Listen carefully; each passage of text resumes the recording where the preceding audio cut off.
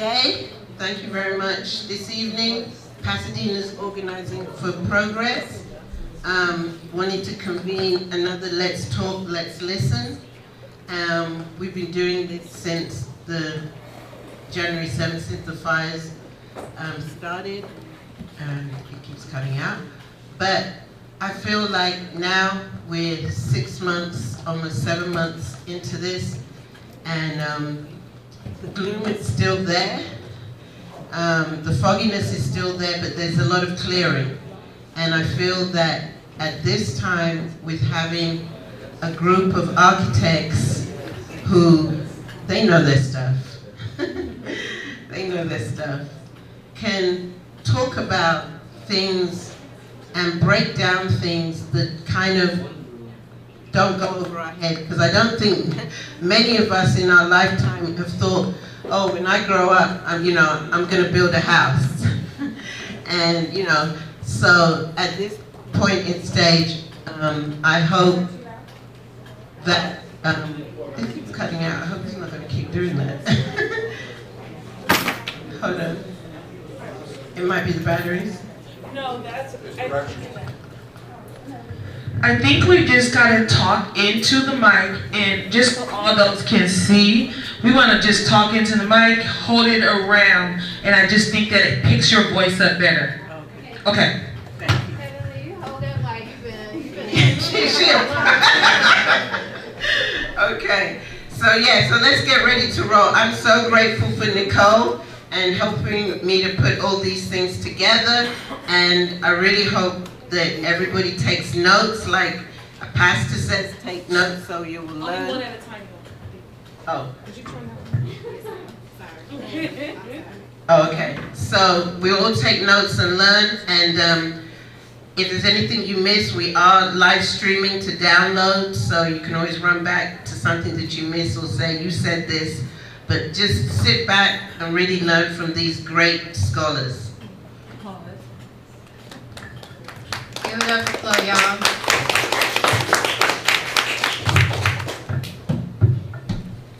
So thank you, Flo, for giving us this platform. We appreciate you so much. And Heavenly, thank you for helping to facilitate us tonight. Good evening, everyone, and welcome. My name is Nicole Bullis. You just call me Nicole. I'll be moderating tonight. I'll tell you a little bit about who I am and what I bring to the table a little later, but I first want to start off with a welcome message and just let you know that we are so glad that you all are here with us for this important conversation about the future of Altadena. Altadena, as we know it, is a community rich in history, resilience, and heart, a foundation that deserves to be honored, protected, and strengthened. Tonight we're here to talk about rebuilding, not just physical structures, but your homes. Not just places, but your lives and your communities. And in tonight's conversation, we're gonna break it down. We're gonna offer a clear, easy to follow explanation of the role of architects that we can play in this process. Our goal is to demystify what we do, to show how architecture can actually be a tool of healing, empowerment, and progress. But most importantly, we want you to know we are here to serve you. Because while we may bring design expertise, you, the residents, bring the knowledge that matters the most. Your experiences, your needs, your dreams, they lead the way. They should shape every design, every plan, and every decision, not just here, but wherever you venture to in your rebuild journey. This isn't just about what we can do for Altadena, it's about what we can do with Altadena. We're here to imagine a future that's collaborative, inclusive, and rooted in the everyday realities of the people who live here. So thank you for joining us. We're honored to be in this conversation with you. As we get started, I want to emphasize how the format of this program is going to go.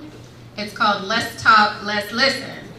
So we're gonna talk a little bit and then we're gonna listen, right? So we're gonna do a couple of rounds of that and we'll see where you all take us, right? If you need more time in one section than the other, we're gonna do that. And if we don't get through the whole program, well, Ms. Flo, we might want a part 2, all right?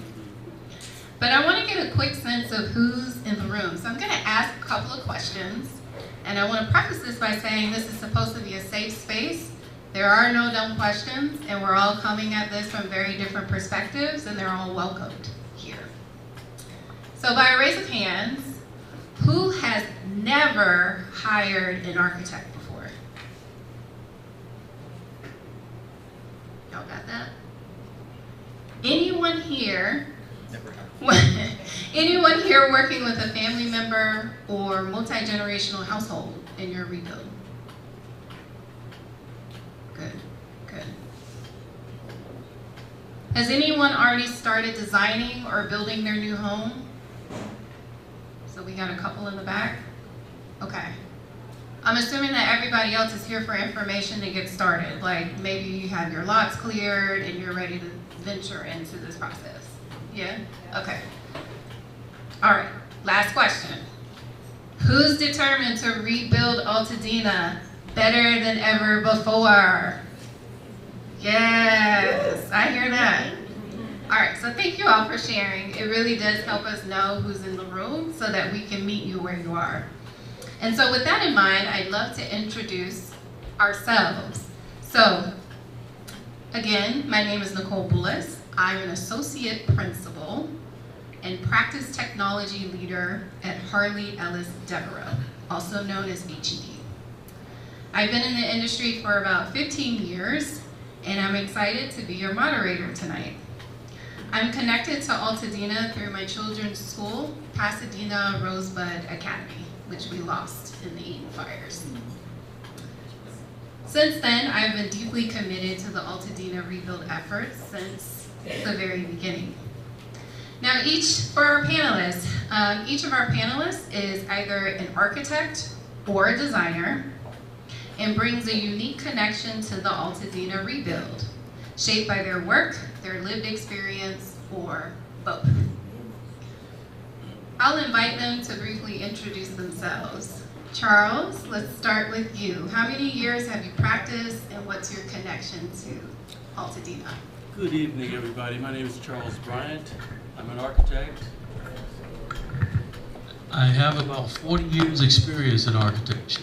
28 of those years has been right here in Pasadena, various locations, but I've done many types of architecture. Okay. From schools, commercial buildings, multifamily housing, and single-family housing. And right now my focus is single-family housing. My firm is located at the corner of Marengo and Walnut.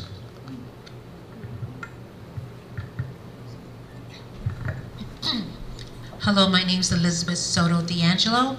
I am not an architect, but I am a designer. I have my company called Z-Ray Design. I am a senior residential designer. I've been designing for over 20 years. I've designed homes in not only in California, but out of the country. So I have work in Shanghai, in Mexico, and Turks and Caicos. So I know how to design from ground up. My work experience is a lot of single-family home residence, multifamily, tenant improvements, and retail and restaurants. So my work comes from, basically I studied interior architecture, so I can't say architecture, but that's what I did study. And how I am attached to Altadena, my family was affected through the fires, and I am a second generation Angelino. So there you go.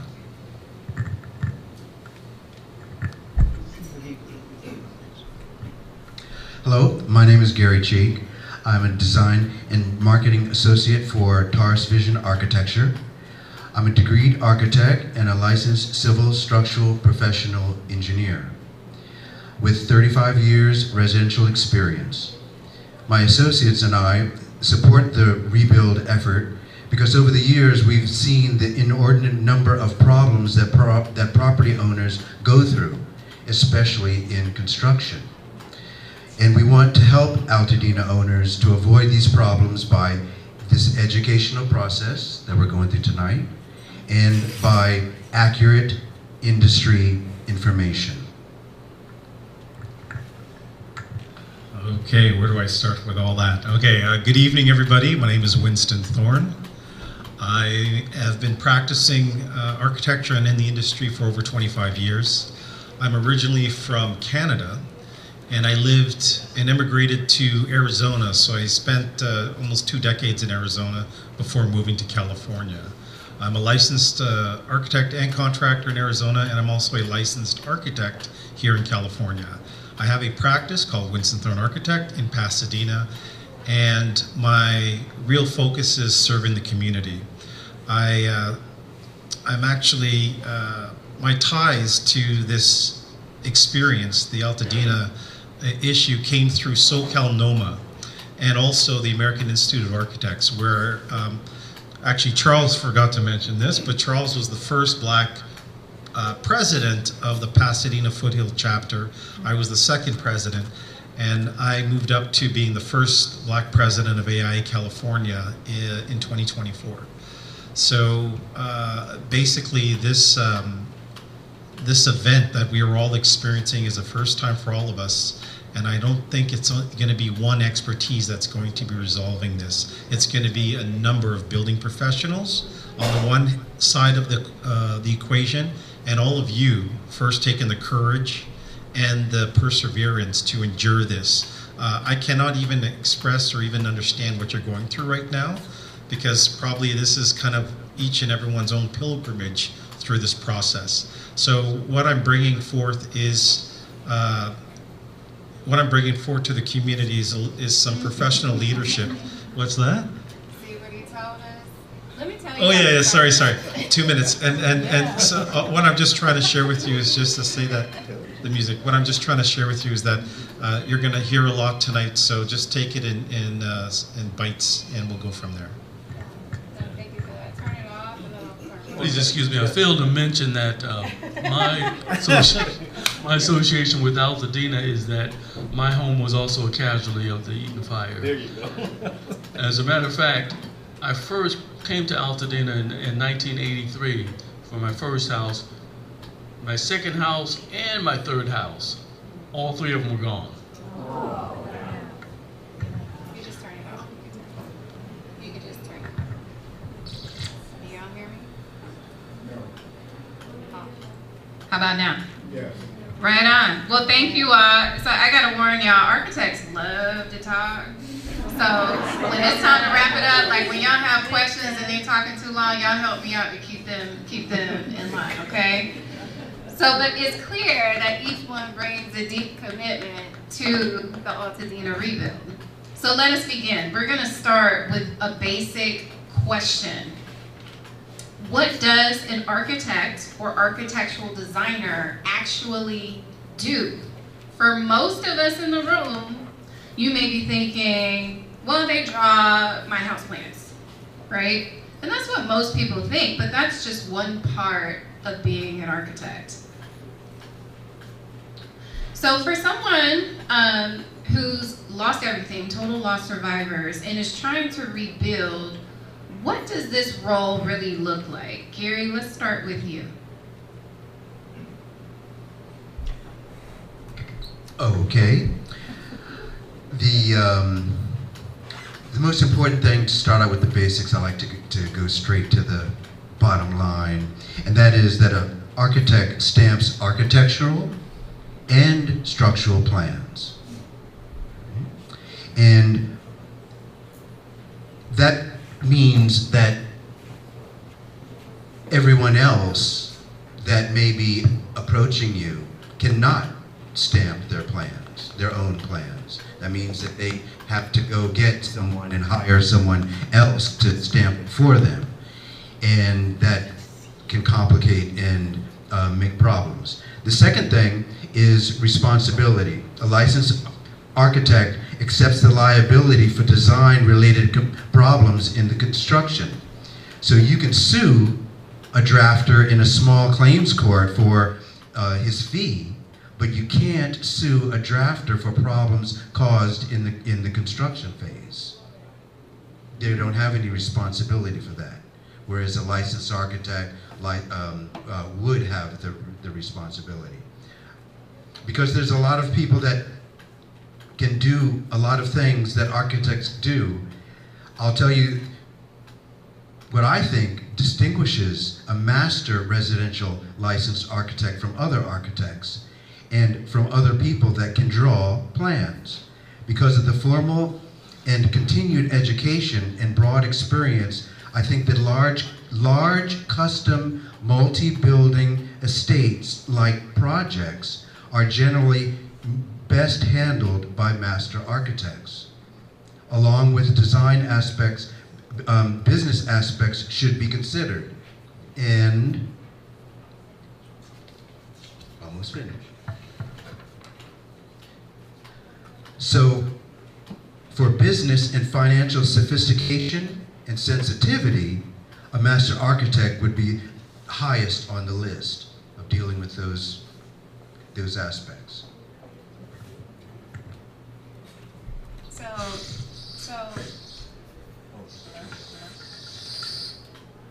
So are you saying, you know, you could go find you a student over at Woodbury University to do your plans, but you might fall short of services? Absolutely. Definitely. Yeah. Charles, what do you say? What does a licensed architect actually do in this process? First of all, an architect. You have to turn it on. How's that? First of all, an architect is going to listen to you. But first of all, let me explain, let me give it a definition. An architect designs buildings, and we coordinate it through construction. Now, that term architect over the past few years has been used very loosely. The architect of this, the architect of that. They got people in prison talking about they're the architect of bank robberies. I'm kidding. I don't think so. It could be. White collar architects.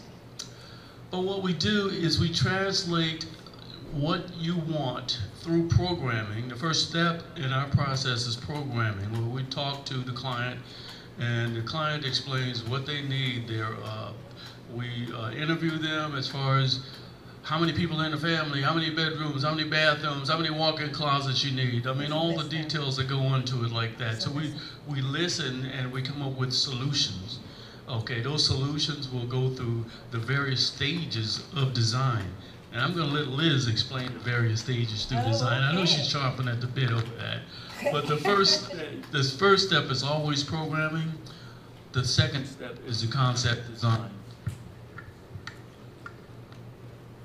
Thank you for that, Charles. So it sounds like what you're saying is that architects, what stands out is that we have a deep empathy when it comes to your experience. Yeah, we're imparting deep empathy, expertise of the building process, and really bringing that to life. Yes. Yeah. So Liz, do you want to expand? You had something you wanted to share with everybody, because you know, one of the terms that we're using right now is licensed architect. And as Charles explained, architect is being used loosely in many different other industries. But when we're talking about our rebuild process, licensed architect is key here. That means that you are licensed by a state board, by a government agency, and that sets you apart in many different ways. So that's not required to build residential properties though. Right. You're not required to be licensed. So Liz, can you explain the different, I would say maybe subtypes of a designer that the audience might encounter? Okay, sure. Starting with a drafter? Okay. Hello. Okay, now it's good. Okay. So going back to that first question, we design buildings, structures, anything, and we do all the detailed drawings, and then on top of that, we're making sure that the building is safe, okay? So there is a difference, and there is a lot of marketing out there for these rebuilds, you're getting a lot of companies that are coming out saying that they can design and do your drawings for you and build them. So that's called a design and build company. So let's start first with a drafter. Okay, someone who's a drafter. Give me a second. Tell them about their handouts on the table while you're explaining. Okay, sure. Give me a second. I wrote it down. Well, I guess I didn't. Yes, I did. Over here. So sorry about that. So a drafter is someone who works with a residential designer or a licensed architect. What that job entitles is taking what the residential designer or licensed architect designs, and he does all the production and puts it into paperwork into the computer for the architect and the residential designer. Okay, so he gets all the documents ready to prepare for submission, but he's not really designing. He's not with you through the process and asking you the questions and vetting you and understanding what you want and what you need. The architect does that. They have empathy. They won't go back and change. They won't go back and change anything that's a red line or the client you yourself would need. The architect would do that. So they're more of production. They do all the production. Am I correct, you guys? Okay. Then you have your senior residential designer, someone like myself. I am not licensed. Okay, first thing, I'm not licensed, but I'm planning to get licensed. And it's someone who has more than 4 years, has a 4-year degree or a master's degree in studies in architecture or interiors, has over 20 years experience in custom design, custom homes, residential design, single-family homes, remodels, multifamily homes, senior residential homes, ADUs, and this designer creates the concepts to completion, from beginning to completion, okay? So at the same time, while designing, they're thinking about the interiors and exteriors, how it will suit the client's lifestyle, and making sure while they're designing, they're thinking about the local codes, okay? Because you cannot design without your codes, making sure that you know those codes while you're designing. And you're quick to the fact when you're designing and the client says, I need something different, you're able to change it right away, even in front of them, to make the client happy. You know, it includes not only empathy, we need to be empathetic in regards to the design process, and understanding that what we're designing is going to take time. We are designing to make something beautiful for you and something that you enjoy and you're going to live in. Go ahead. One more minute. We're gonna Oh, okay, sorry.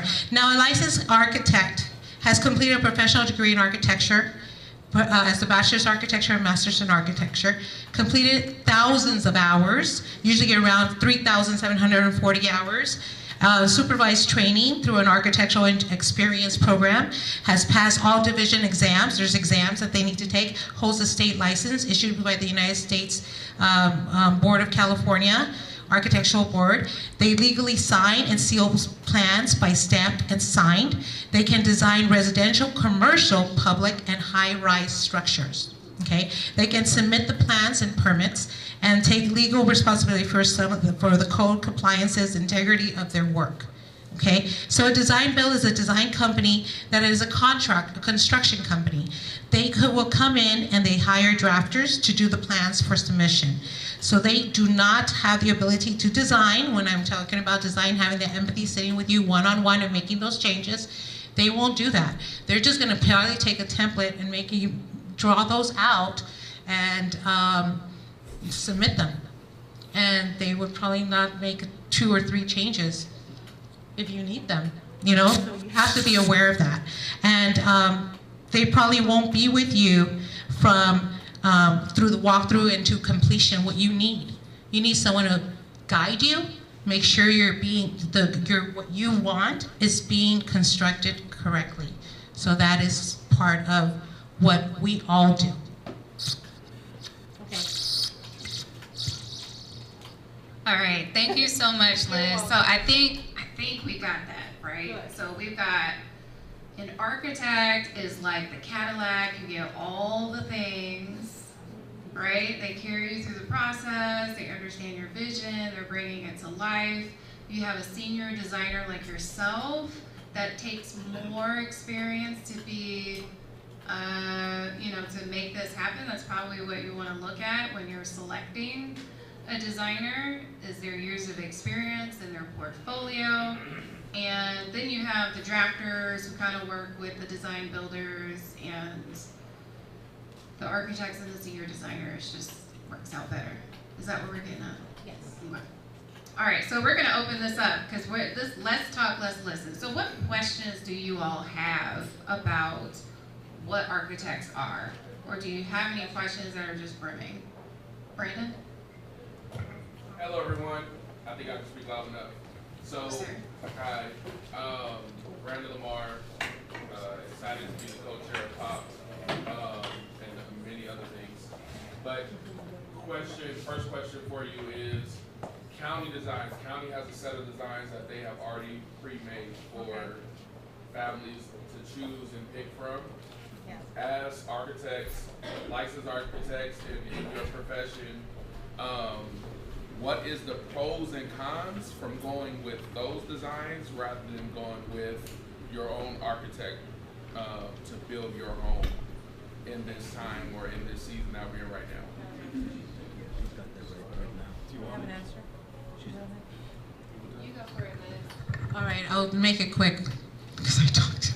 Okay, so basically, I would personally first hire, you're gonna have to hire an architect or a senior designer to review those plans, because those plans are already kind of like set template. They're not gonna be, they cannot be changed. Okay, so the finishes are already selected, the plan is set, the square footage is set. You're gonna be stuck with this. So I recommend hiring a professional to guide you through from the start to completion. Okay, if you have already pre-approved plans. Charles, you want to answer? Okay, you have pre-approved plans. These are plans that have already been submitted to the county. This is Altadena, so that's county. And that set of plans is pre-approved, and that's exactly what Liz is talking about.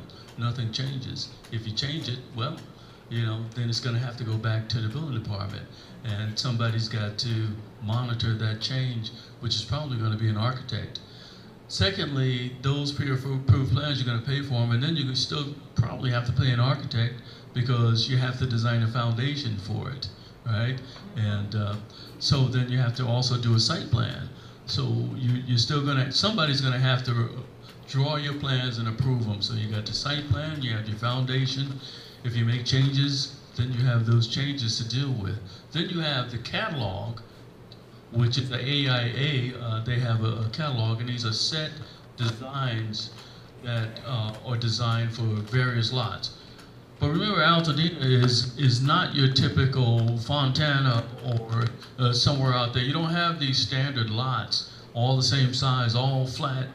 Altadena has various terrain changes. They have various lot widths and flag lots and anything you can think of. And so many of the catalog projects will not work either. So. And if you do get a catalog project, it's going to be the same thing. You're going to have to pay for that, and then you're going to have to pay an architect to get it, to make it work for you. So take the opportunity, if you haven't already, to think outside the box, number one. But number two, think about what you really want, what really works for you, and that's where the architect comes in. And he's also going to be your advocate through design, through construction. And also, I gotta say one more thing here before I give it to somebody else. The contracts that we use AIA documents. And the documents that we use tie our design all the way through the process, whether that's concept, design development, construction documents, plan review, bidding and construction. In construction, our contracts carry the architect all the way through coordination with the contractor as well. That's why we emphasize AIA documents, because they tie in with the contractor's documents. So if a contractor comes with his own contract, think about that and talk to your architect. Is this the right contract? And your architect's gonna say, no, this is the right contract. And so because the contracts we use tie that in so that we do have responsibility doing construction. If we come to the site, if it's not according to the construction documents, which is your contract, the construction documents is a part of the contract, and the documents tie the construction documents into the contract. We have a question in the back there. It's on. We turned it off. It's off. Hello, my name's Paula, and my question is for the architects. Do you have a website so we can check your license number? Yes. So there are websites for architects? Yes. Okay, thank you. Yes, ma'am. We will show you that here later in a second. Okay. Yes, sir. I went to the one program for the free design for the county, and I don't need that. Oh, some people who don't have here. Okay, so they had, we're buying it from the architects, and they said they do the site plan too. So it's not you're just buying some plans and trying to fit it. They have to go out and make sure it's going to fit on your property. That's what they told us. This is the county, or is this like? This is for the county. Okay, county. What is the licensed architect on the county side? They probably hired It's an additional cost. Yeah, there's going to be a cost to it. They admit that, but it's going to be cheap. They said it's being cheaper than starting from ground up. Problem is, they don't have what I need. Yeah, so exactly. That's what I was not. That's the main point, is that they don't have what you need, and we provide needs.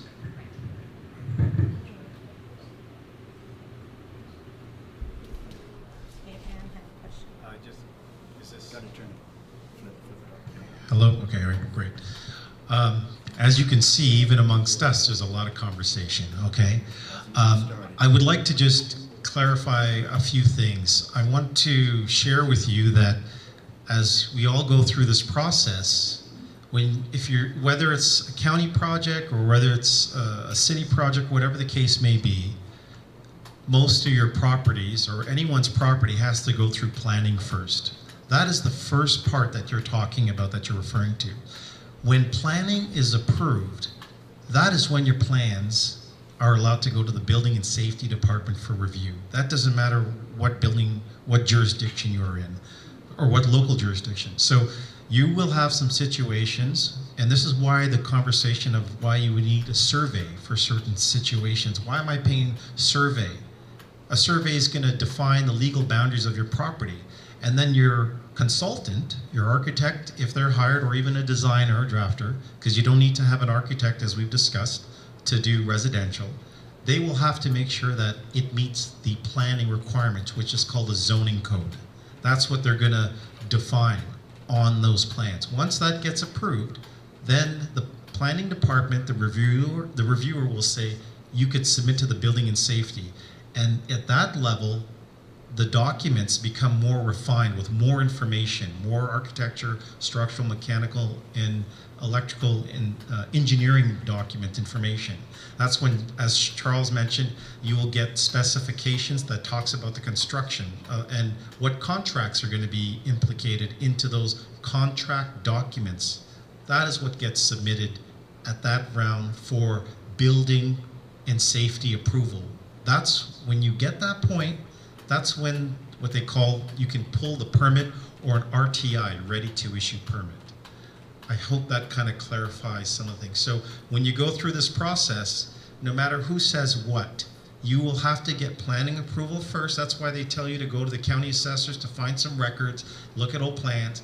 It tells you legally how your property is sitting in relationship to the boundaries. And then once your box is defined and your heights and everything is defined, that's approved, they will allow you to submit for building and safety. Yes, you are ready to go. I'm not going to labor into that too much because we have a lot to talk about. Yes, Miss Anna in the back. I'm somebody that also looked into a catalog home. I didn't look at the county, I looked at Foothill and some of the other ones. When I was looking specifically, it was the Habitat ones that Foothill started with. And I thought, oh, it's almost what I need. But because you can't change the stick on it, you can't move a wall 4 inches, it doesn't work for me.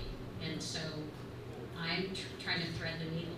So if a catalog home works for me, then I could hire an architect to be my guide, correct?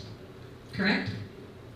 I suggest that, Yeah. yes, to guide you through the start to finish with those plans, but you cannot change anything. That's what I was saying earlier. Exactly. So, and when what Charles and Winston were saying with the AIA contracts, I have printed out the phases or the steps, and I've left them on the table, so you understand the steps. One thing I did not leave there, I did not put there, was the bidding process. So understand, all of us recommend first, before you do anything, hire an architect or residential designer first. Get those drawings first. Then we do all that process. Then you find a contractor. You go to the contractor. You get 3 contractors. Get your pricing. Have them bidding. Have them look at your plans. Say, how much is this going to cost me? Okay? Because there's some contractors out there who are charging a lot of money, between $600 a square foot. That is supposed to be including the drawings, but like I said earlier, they're not going to sit with you three times to try to make changes. And that's also not going to include all the correct finishes, like the finishes that you want. They're going to have pre-selected finishes that you need, which is flooring, backsplash tile, and that's it. Oh, sorry. So where in here is Those are the steps. Right, but where you said you left off the bidding. The bidding is after all of those all the drawings are done. You have a set. Okay. Then you take it to the contractor. Okay. Just the clarification is that there's 5 parts to it: schematic design, design development, construction documents, bidding negotiations, and contract administration. Yes, so it's after construction documents, and those items are found in as Charles mentioned, the B series, or the B series, which is the AIA contract documents between architects and owners. And I will say that those contracts can only be used by licensed architects. They cannot be used by designers. That's a clarification. Just to clarify the bidding process a little bit further. After you send your documents to a contractor, like Liz said, at least 3 contractors, take the lowest qualified bidder, not necessarily the lowest bidder, but look at some of the work that they've done in the past and verify that they can actually do your job. The other thing is many contractors are going to be coming to you and they're going to say, and you're going to say, well, how much can you build my house for? And they're going to say $500 a square foot, $600 a square foot, $700 a square foot, but they have no idea what it's going to cost to build your house unless they have a set of plans. They need to see the drawings first. Yeah, so thank you all for that. I was thinking, so it sounds like the pre-approved plans, they sound good, but there's hidden costs associated with it. And that's not even including the dollar amount. That's also the learning curve that you all as residents have to start getting into almost immediately. So maybe you might not, it depends on what floats your boat, right? Some of you have built homes before and you're familiar with the process, so maybe you're okay with that. But if you're starting from scratch, that's a tall order for everything that you all have been through recently. Yes, ma'am. So question to jump off the pre-approved.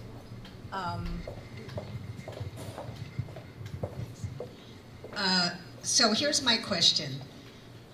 I would like, okay, first of all, define for us like for like. Okay, Yeah. I would like to, I'll challenge that. The idea of like for like, can everyone hear me? Yes. Okay, I want to just, because this mic I know, isn't. but we have a live stream as well. Okay, all right, I'll take it, sorry. Okay.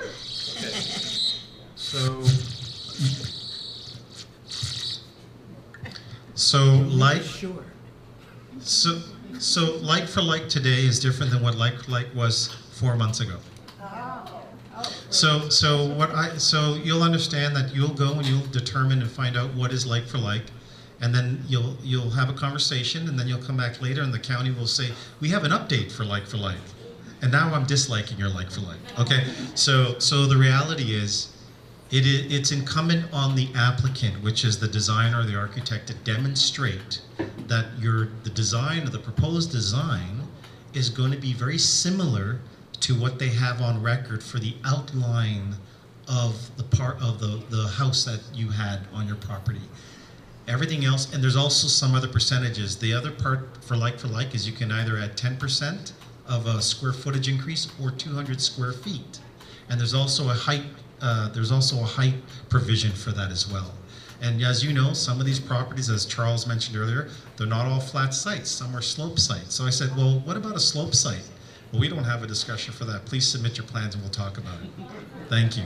So to answer your question, the like for like, in the best, most definitive definition, is the ability to demonstrate that your plans are in very similar proportions, plus or minus 10% of what your original house was on the property. All right, so the second part of my question, it's my understanding that if you do like for like, if you satisfy the county, it's close enough, that the property taxes will stay where they are, and there's expedited permitting, assuming the property taxes, I'm saying that in a very general way. You're staying with the same square footage plus no more than 10%, and there's no other reason that the property taxes would be affected. And number one. And number two, that is this still true that it's an expedited permitting process if you're doing like for like? Okay, I'll see if I can respond to that. First of all, if you don't like for like, they say it will be an expedited process. Now, I don't know what that expedited process is, because they're taking quite a bit of time to review plans, quite frankly. 10 days, isn't it? 10 days for the first round? Well, that's what they said. and then 5 days for the second round. Yeah, well, we already know that that's not going to happen. In terms of the taxes, okay, they've changed their mind on that a little bit. So like for like, you can add the 10%, yes, that's still like for like.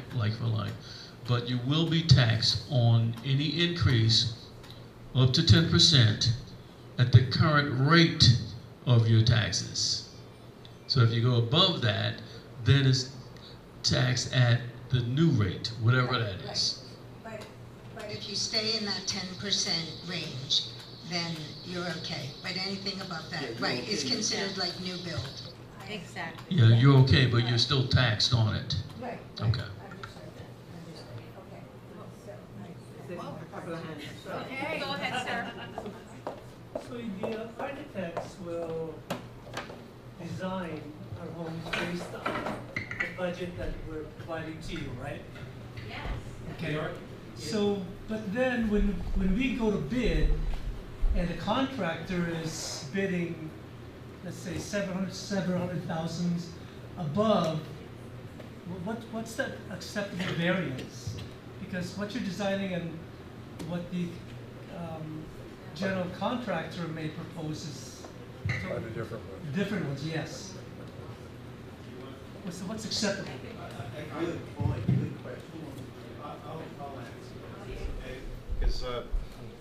So I will say that, you know, this is part of the reason why it is so important to have the right people on the team. You need the experience to navigate this. So what I would say is that, you know, you're gonna get a lot of contractors that are gonna tell you, in your scenario, I looked at the plans, this is my number. The rationale to have multiple bids during the bidding and negotiation process, which is one of the phases that the architect provides, is to validate and qualify and quantify those very questions that you're asking right now. So that you're comparing apples to apples, and so that the numbers are within a certain percentage. And usually, depending on the nature of the design, you're probably looking at about a 3 to 5% spread. Sometimes you'll get two contractors that are really close. They might be first and second, and the third person is way up there, and you know that there's an issue. So to answer your question very simply, you should basically get 2 to 3 bids minimum, if you can in this market, and you'll be able to see, because they're all bidding off the same set of plans, the numbers should be close. And that market correction will facilitate and negate some of those astronomical numbers that they may quote you. Right. I don't think that was his question. You don't know? I think it was. You don't think that was the question? Does that answer your question? Sir, does that answer your question? Yes, it does. My situation is a little different. Our house survived, but our garage burned down. Okay. And I have a large garage. Now, do I need to get the top line architect? And also give a little background. I'm that high school draftsman, not computer draftsman, but the hand-drawn draftsman. That's how old I am. I already came up with the design, but I know I can't submit it because there's no engineering, and I don't know what should I go for? Who should I talk to?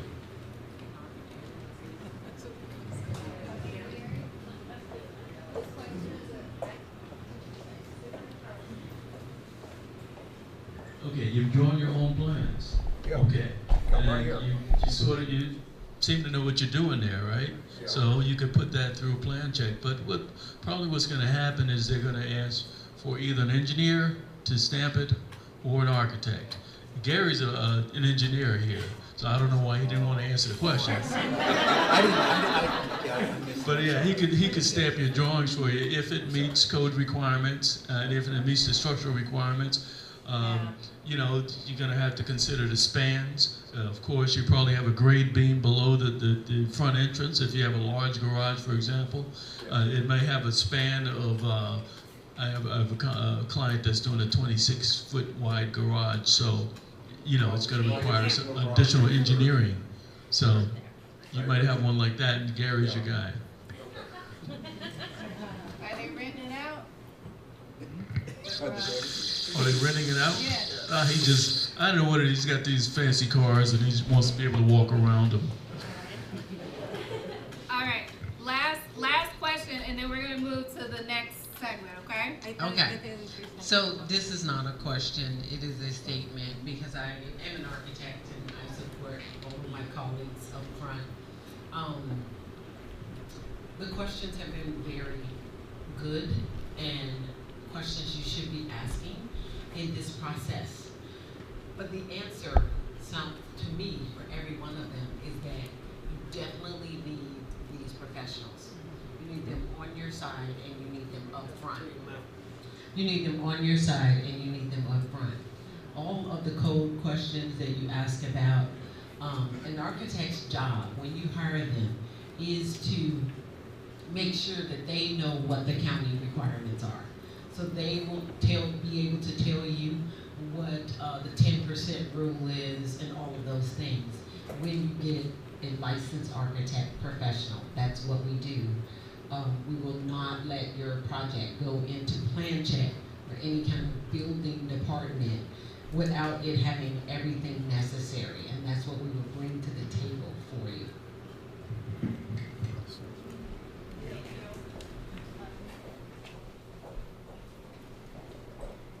Thank you, Elitris. All right, so we're gonna move on to the next question. Now, you all can't read that. I can't even read it. But it is actually printed in the back of the room, and it represents the rebuild timeline. And the idea is that this will set us up for the next question. So I do memorize this, even though I can't read it. There's the step 0, which is the healing and the individual and collective healing that may not be familiar with other entities or professionals that you have encountered, but that is important. There is also understanding your options moving forward. So we talked about like for like and define what that is, or new construction. Site remediation, we've talked a little bit about that. Some of you are probably either towards the completion of that phase, or maybe you're still in the middle of it, but like I think we're all collectively moving towards the end of that phase. And then the phases that we're gonna talk about in the next question are 3, 4, 5, and 6. So 3 is finding your team. And the battery's running low. Is finding your team. The next one is gonna be the design and construction documents. Then there's permitting and bidding and negotiation, and then there's construction. So I'm gonna tee up, hopefully, plug it into the computer. So the next question. Into the computer or the projector? Computer.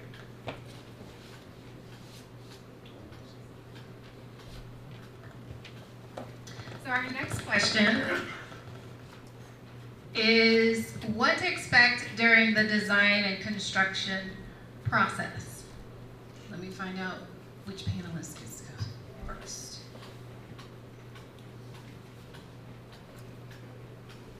All right, so we're gonna talk about process. So this is the part where you get to dream. Like we're gonna talk about like the steps, but we're also gonna talk about what the experience is like. So Liz, let's start with you. Can you talk us through, and you talked about this briefly already, but can you talk through the rebuild timeline? You know, what is a design process? Okay, so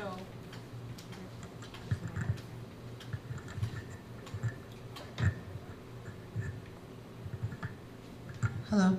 Okay, so the first process that I personally do, I sit with you, and this is a consultation. So during the consultation process, we are trying to understand understand your vision, understand your lifestyle, understand who's going to be living in that home. Walk me through your life, so I can have a vision myself of what you want. Okay. While I'm doing that, I'm taking notes. You say you want a 3-bedroom, 2-bath, 2.5 bath. You want this window here, you want that, and you're remembering that you want this as well. And so all that comes to consideration. The next process I take is I take all of that and start sketching it out in different floor plans. So we're doing different layers of design. I'll design different floor plans to come up with something that you and I discussed, okay? During that discussion that we had, sitting down for about an hour or 2. After I do all of that, I'll go back to you. Does this look proper? Is this what you were envisioning? And if it wasn't, then we make some changes. From there, I take it, and then if you approve, then I make those corrections myself. And then I'll go to the county and say, hey, this is what they want. Does this work already with the site plan and everything else? Because I'm also doing a site plan at the same time. And I have your survey already prepared. So I don't do that. You get a surveyor and an engineer. And go to the county. I'll walk into the county and say, hey, can I have time with you? And can you look at what I have? Is it okay for me to move forward? And what do I need? What, you know, if there's anything that I need to make some changes, then they'll say yes, you know, they'll talk to me. That's how I do things. Then after that process, I'll go back and tell the client, you know, or you, this is what they said, and now we can move forward with all the other parts in the construction documents, that contract that we discuss. So then I have to do elevations, sections, plumbing, electrical, all the interiors, thinking the whole time while I'm designing, I'm thinking about what you wanted as well as the finishes, window schedules, door schedules, And then come up with a whole, we come up with a whole construction documents and then talk to an engineer. And I need to talk to an engineer and get my drawings stamped because I'm not a licensed architect. And then, okay. Yeah. Hello? All right, so Liz, you talked about a moment where you said if you approve of the design. How many iterations are standard in this process? Do they get 1, 2, 10? It depends. So I want my client to be happy. Yeah. So,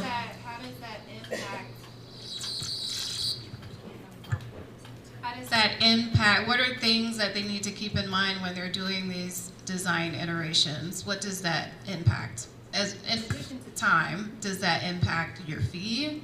Does that prolong our timeline? What are things we want to think about as far as how many iterations you get? it would be more of the timeline, but my fee would probably be the same. You know, it's more about I want to make sure my client's happy and the designs are to what they want and need. And regards to elevations, the exterior, what we are coming up with and designing for you, I want to make sure that, hey, do you want this window in this location? You know, because I have a client right now, she's like, I had a bay window, and I'm like, okay, I understand, the bay windows, okay, but they're outdated. But we can do something else, you know, so I came up with a different design for her, and she's happy. And this is a rebuild here in Altadena. But, yeah, I think do you guys have anything else to say? Yeah, I actually want to to Charles here. So Charles, pretend I'm a day one. I've never designed a house. I just bought my house. What are some of the first questions you're gonna ask to find out what was special about my home? Okay, so you just bought a house and it burned down? Is that what I'm hearing? Okay. Well, first thing I would do is in my initial interview with you, in my initial discussion, my programming, I would ask you to think outside the box. And I would say, what did you like about that house? What didn't you like about that house? And we'll analyze what you had. And I said, well, for this square footage, you could have this. What do you think about that? You know, and I start sketching and I start programming what your needs are. Did you have a walk-in closet in that house? What kind of material was in that bathroom? Was that tile? Suppose we could get marble for the same price. What colors do you really like? Because you bought that house out of the catalog. You just bought it. It was a standard house just sitting there, right? So now I would get you to start thinking way ahead of what you really see in a house, what really works for you. Didn't you just say that you have a grandmother that you might be taking care of? So, you know, I would say, okay, well, okay, she's doing okay right now, but let's plan for that future. And you also have a young adult who is unemployed. Do you need an ADU? You think you? So we start thinking like that. As a matter of fact, many of my clients are deciding on ADUs, either junior ADUs within the house or ADUs outside the house in the backyard or what have you. And so I would, but the majority of people I'm working with, they're doing ADUs definitely, because that makes a lot of sense. All right, so I'm gonna open this up to you all. Oh, here we go, we got questions. All right, you all have it going? What's your name? Well, I wanna know your name, but what's your question? My name is Ryan. My question is about the ADU. We are thinking about adding an ADU. Do you have an idea of how much it's gonna cost for a permit? And if it's less than 500 square feet, is it less money? Did you hear the question? Do you have my question? For the design? For the design or the construction? I'm sorry? For the design? Yes, we are adding a junior, we wanted to add a junior ADU to the house. The county, we heard that the county is not charging any extra fees if it's less than 500 square feet. Is that correct? I want to just say, I think there was a provision that LA County has suppressed or suspended permitting fees. So plan check fees and permitting fees are deferred at this time until further notice. So that's the one piece. The other piece is, does everyone know what the difference between a junior ADU and does everybody know the difference between a junior ADU and an ADU? I see some heads nodding. Okay. So a junior ADU would be something very similar to like if you were converting a garage or something that's attached or something within the space of the footprint of the house or the building. And that would actually, that junior ADU square footage does not count to your square footage of the house when you're doing that rebuild. So there's some things that the designers and architects will be able to navigate to help you through this process to negotiate and determine what is your best options. That's in the programming, that's very upfront, because that does impact your bottom line when you're going through this. And I think the other question was? Is Pasadena charging a fee if it's less than 500? I'm not certain where that came from. I'm not sure if they're charging less, but like I said, if they're not charging any permitting fees, then it doesn't make sense that to be. Yeah, but they have not waived it for Pasadena. We're in Pasadena. Well, okay, so I do work in Pasadena. That's different. We're talking about LA County right now, okay? And Los Angeles is doing some, I think, on the west side over there. LA, that's a different jurisdiction, by the way. Upper Hastings Ranch is a Pasadena jurisdiction. It is not an LA County jurisdiction, to your point. Since we're talking about ADUs and different types, I'm not looking at an ADU where it's a self-living place. I'm looking for an extra bedroom. Yeah. Is that an ADU too? No. So if I have a bedroom with a bathroom, that's not an ADU? No. Go ahead. You just need that is correct. That's not an ADU. But now, you could make it an ADU by putting in a kitchenette, and an ADU has, a junior ADU that is, it has to have its own entrance, and it has to have a kitchenette and its own bathroom, and that's about it. And you can make a portion of your house up to 500 square feet, a junior ADU.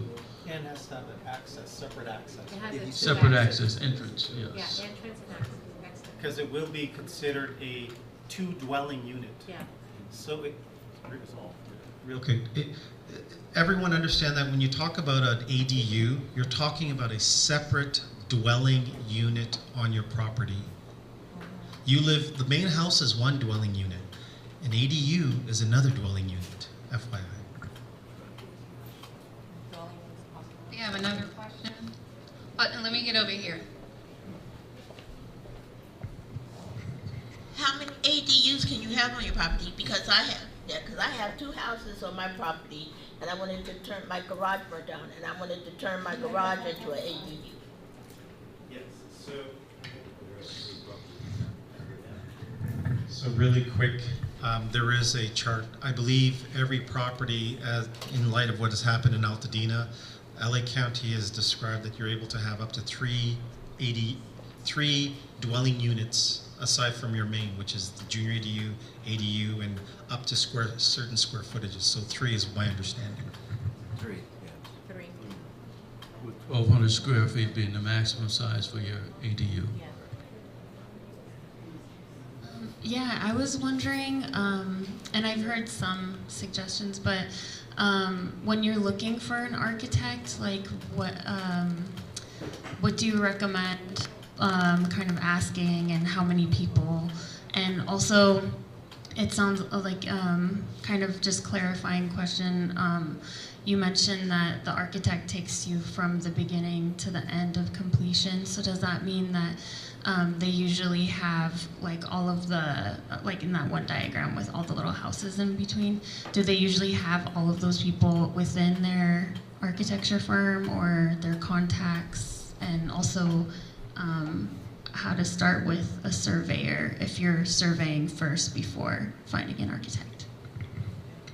Let's see if I can tackle the first part of your question, and that's pretty much choosing an architect. Okay.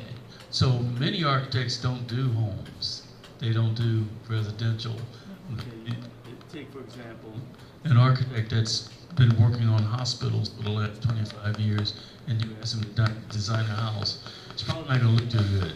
No, it's Now, he can figure out how to do it. Any architect could figure out how to do any type of building because that's what we're trained to do. That's part of our education, where we have different types of buildings that we experiment on.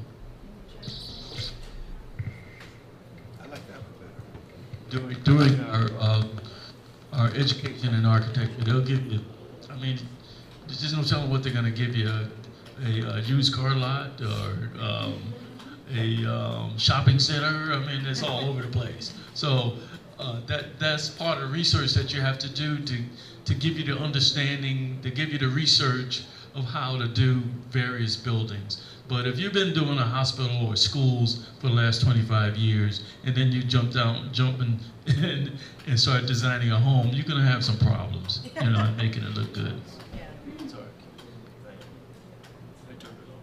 So real quick, again, just to add to Charles's narrative, an architect can be a sole practitioner, such as myself, and we hire consultants, or an architect can have a staff of different levels of experience that work under the architect. And the architect in this capacity is the sole responsible or the responsible charge for the work that comes out of that office. That's by the Business Practice Act. There's a whole other conversation that we'll get into.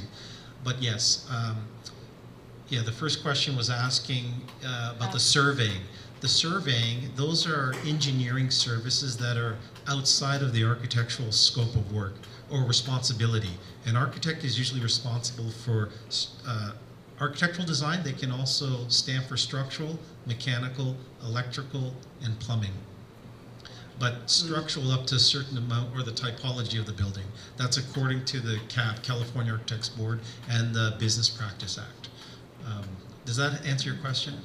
You can do surveying.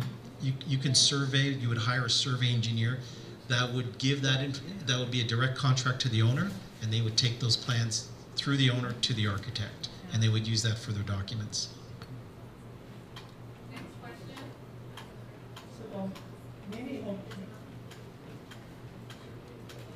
So many homeowners talk about adding an ADU, right? But at the same time, these homeowners are complaining that we are underinsured, right? Yeah. So are there any creative financing that I'm not aware of to be able to build an ADU in our home with our limited budget? You can build your junior ADU. Who wants to take that one? Anybody? I'll just add, I do just happen to know this, that there are ADU fabricators that have like warehouses here in LA County that are selling them at cost, and they're looking for funding to sell them at cost. So potentially you could reach out to them and see if that at cost is something that could be feasible in your situation. But he brings up a very important point, Charles. Yeah. He brings up a very important. Sorry, I'm into the numbers. He brings up a very important point that no matter what we talk about, you can dream whatever you want to dream, but if you're not going to build it, or if you can't build it, that becomes a nightmare. And my real concern is in all these conversations at every level that we're talking about, whether it's a designer or an architect, an engineer, or whoever, the key thing is to manage expectations.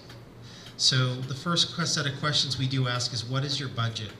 And that's what we start to design to. Yeah. I mean, we're not going to do golden faucets over here. Sorry, if we're not. If it's not. I'm just saying, yeah. Right? You may want something, but it doesn't necessarily translate into the budget when you need a foundation that needs to be up because you have a slope. So it really is having to have the experience and the expertise to understand really where you are with this. And more importantly, it's important to be upfront with your consultants. Tell them, if my budget, if I'm under insured, and I'm saying I get this check for $600,000 and I applied for an SB loan, and now I have $400,000, but there's all these legs to it. So if you're saying, but here's my budget, it's $1 million. There's a relationship there between your consultants and you. You're going together through this process. And this partnership is very intimate. And that's why it's important to pick the right person. And if you don't come on your end of the deal, how do you expect them to come on their end of the deal, right? So I just don't want to get into it too much, but I just think it's something to think about. So adding to that, that's why you need to hire someone who has experience. So, for instance, when you hire a consultant who has the experience, they know how to work with a budget. So they've experienced working with a small budget to something where it's multi-millions if they have to, right? And they're able to adjust to your budget. If they are a good designer or a good architect, they understand and can make those tweaks and understand how to redesign whatever needs to be done to your budget. Okay? We have a question. We have another question back here.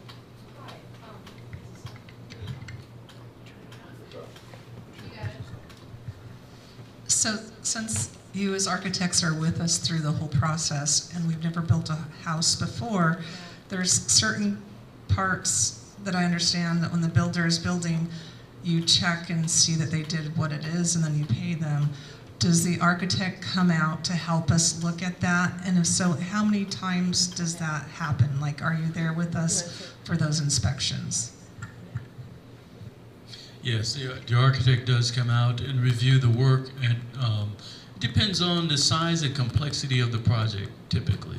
It could be once a week, and you may have meetings out at the site with the contractor, and even invite his subcontractors in.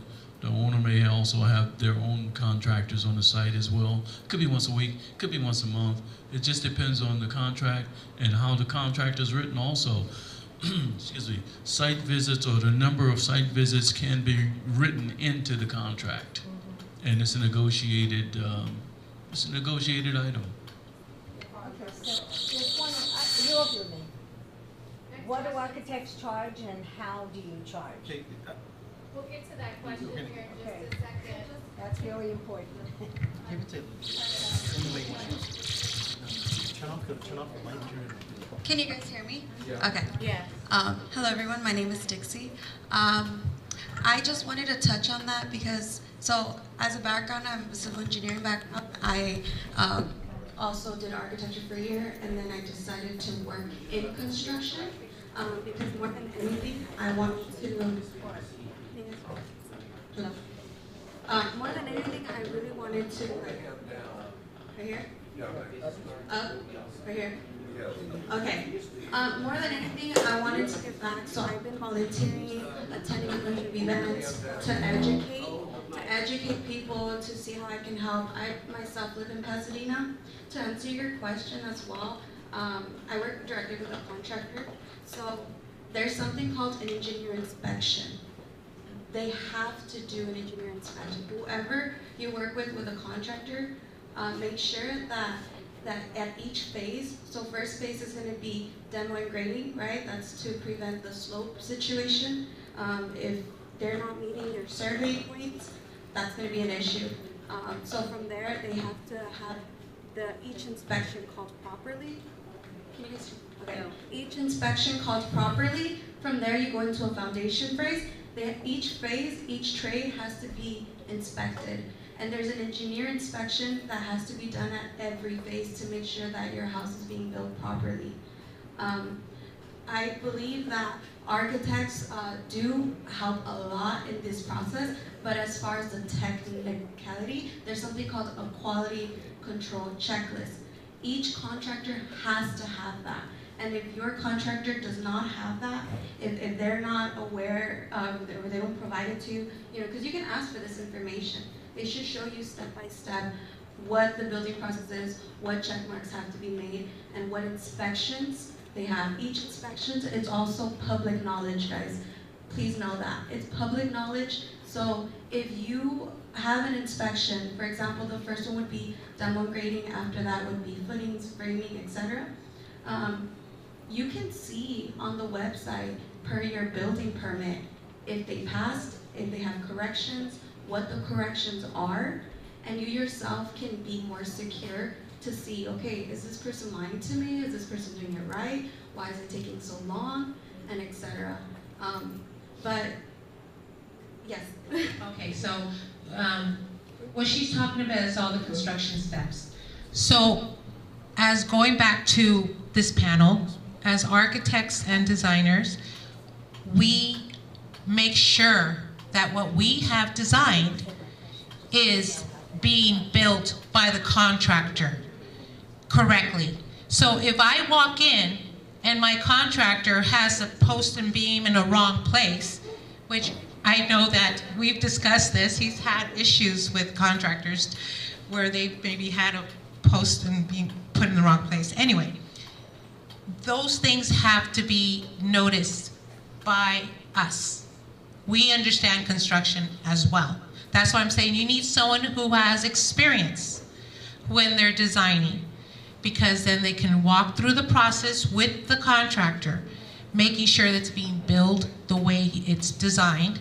And yes, what she is talking about, I'm not saying it's not, it's correct. The contractor has steps that needs to be inspected.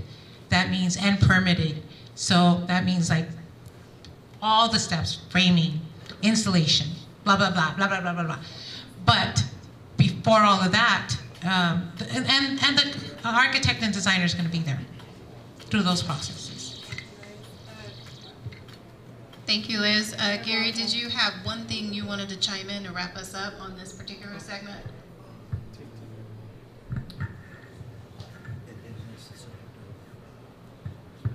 There was a question. She was speaking to the construction process, and I thought I saw that you had a thought.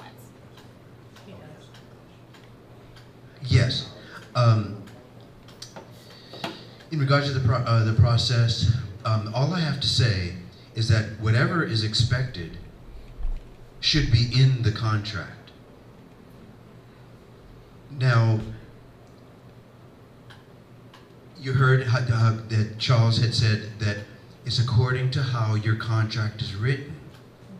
And you also heard tonight that we'll use AIA contracts and everything will be okay. Well, no. I am under the impression, and I have the opinion that it's not all okay. That you have a incredible task to check and to make sure that everything you want is in the contract yourself. You cannot trust an AIA contract. You cannot put it on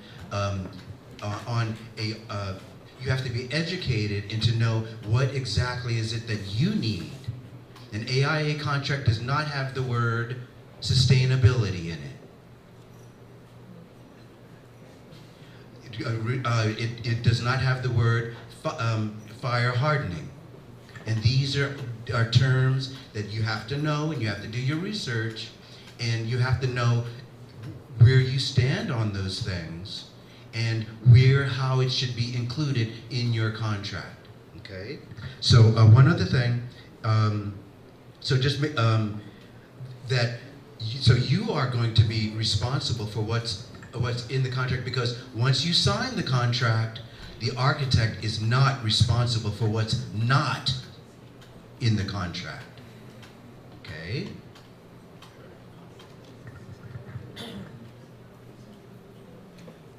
Thank you, Gary. All right, so we've got 10 minutes left. Wow.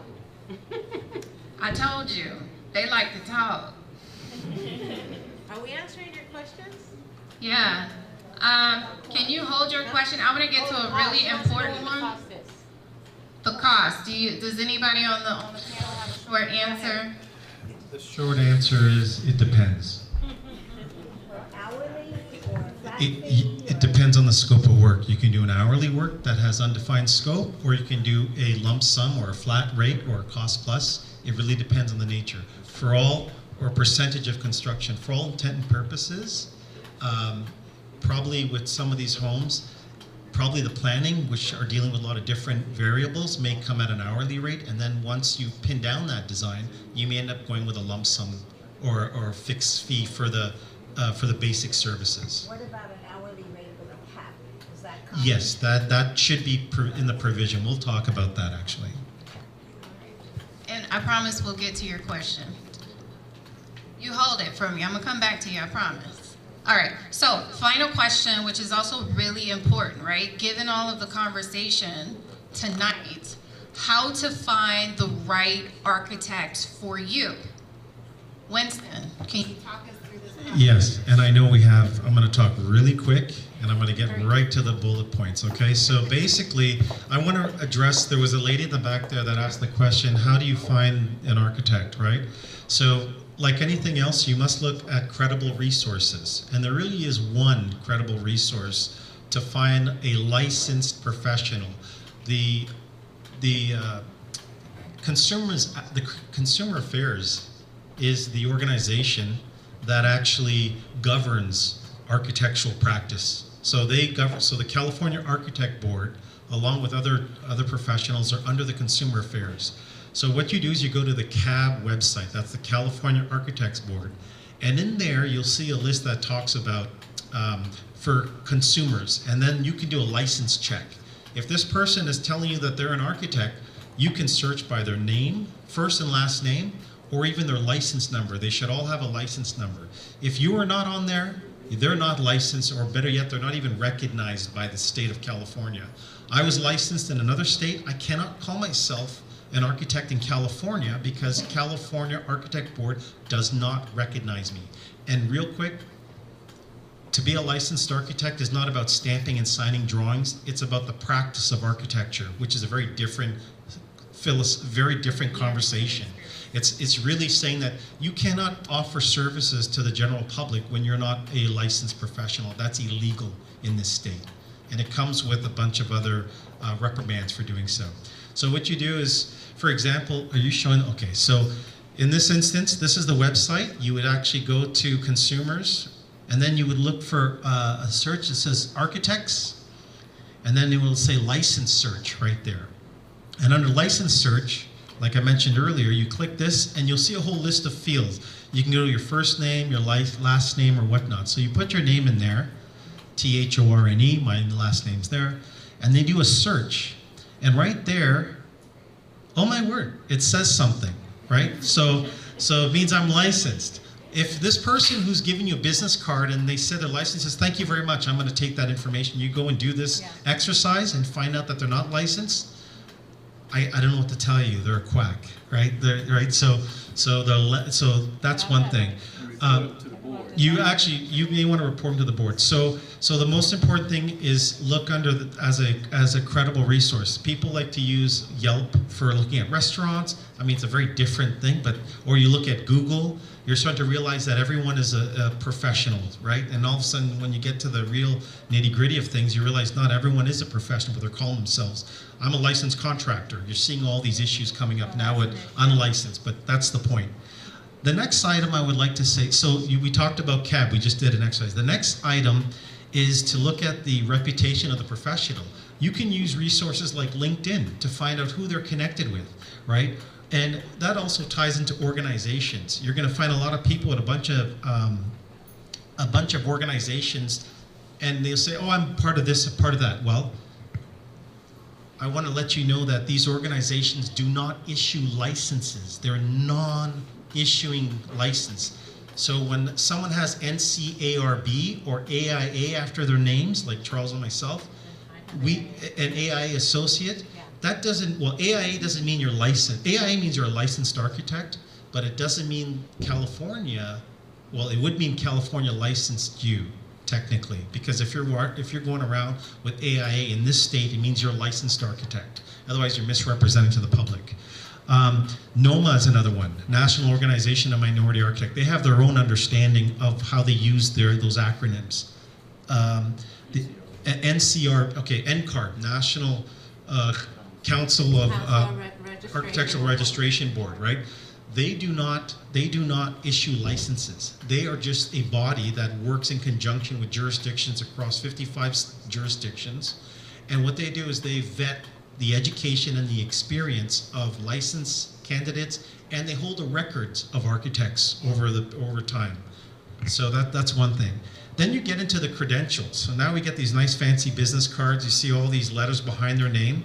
And so you'll see AIA, you'll see NOMA, you'll see LEED, BD plus C. So LEED USGBC, LEED is for sustainability, right? That's a credential. Recognize this person is accredited, because buildings are certified, people are accredited into that jurisdiction, that they know something about sustainability, right? You'll also have, in Gary's case, Gary, do you have a PE or SE? Or do you have both? PE. PE. Now, Gary, is that different than SE? Yes. How so? The SE is it's not really that. Okay, so I just want to let you know there are differences, but there are acronyms, just to say. So structural engineer, professional engineer, and a professional engineer holds under different disciplines, right? Structural engineer specific. Another thing to look at when they're presenting all this nice stuff is you're going to get their resumes. You might want to look at their portfolios, as we talked about earlier. You also want to look at publication or references. You know, give me 2 or 3 people that you worked with that I'd like to call them up and see how they did, how their projects are, right? Once you get through this and now you've had the coffee conversation, you're like, okay, out of these 10 people that are interested in my project, because I want to build a nice building, I'm going to shortlist it. So you've gone through this process, you've looked through these organizations, you found who is who they say they are versus who is not, get them out of the way. This is no different than when you vet your contractors and anyone else that you come across. Then you'll set up an interview, which I think is very important because this is very personal, right? You're going to be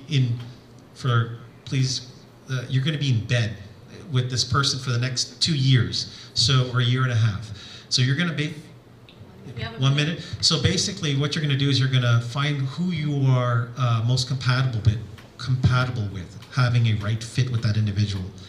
Yeah. Then you formalize that relationship into what we call contracts. And I will say, my experience, the AIA contracts have been around for over 100 years, and it's the largest recognized organization.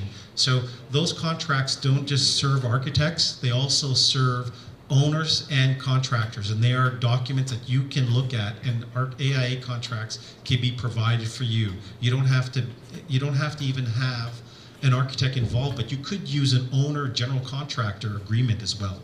And they talk about all these roles, responsibilities, and so forth. And I think they're recognizing the industry. And the other side to having an AIA contract is also a letter form contract, which is not an AIA contract, which is also something that can be used. And to that, I will yield. I have something to add. Thank you. Gary, you want one last comment? You got 30 seconds. Okay. Thank you, Winston. I have a little to add to that, in that he spoke very well about the traditional way of approaching selecting an architect. That's really nice. However, we're in a different game here. We're in a disaster situation. We are dealing with terminology, with problems that most design areas in the rest of the county and the rest of the state, they're not concerned with. They're not concerned with hardening, with fire zones, with the different zones and areas that lead up to the actual face of your residence. They're not concerned with potential licensing and certification of your property in order to get a reduced insurance. They may not even know about that.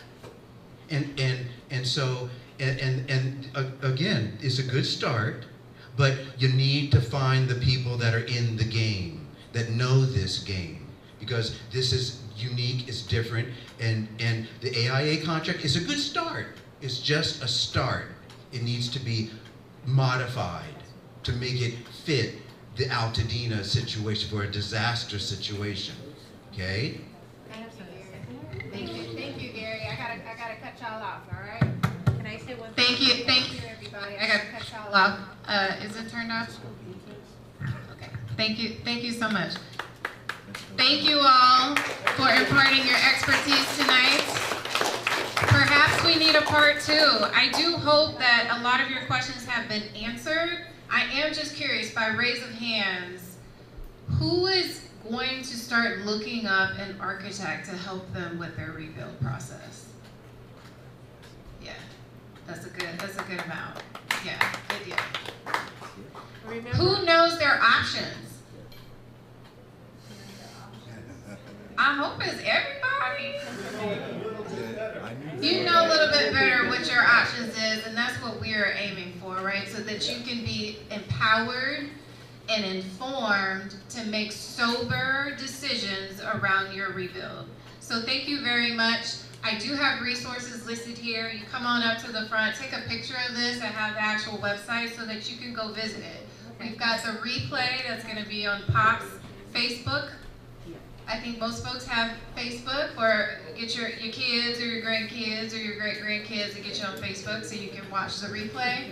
And then also you can look at the SoCal NOMA directory, which are vetted professionals. You can also email us and ask us questions, as well as AIA Pasadena Foothill has a plethora of information on their website dedicated to fire recovery. All right. So thank you all. Thank you, Ms. Flo. I know we're out of time, so we're gonna wrap it up.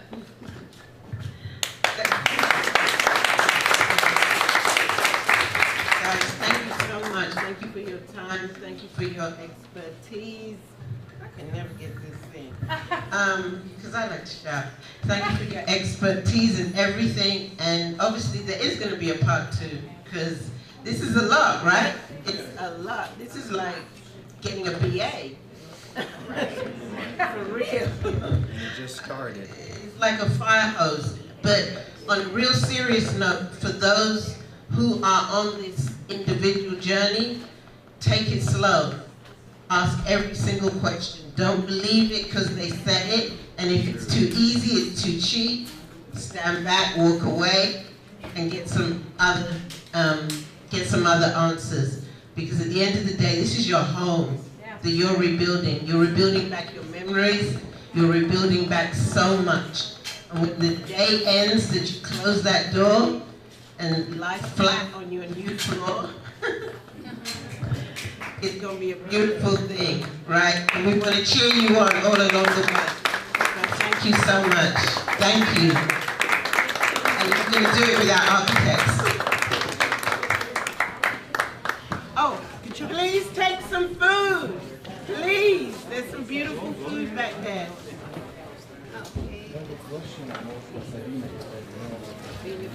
Where's the other?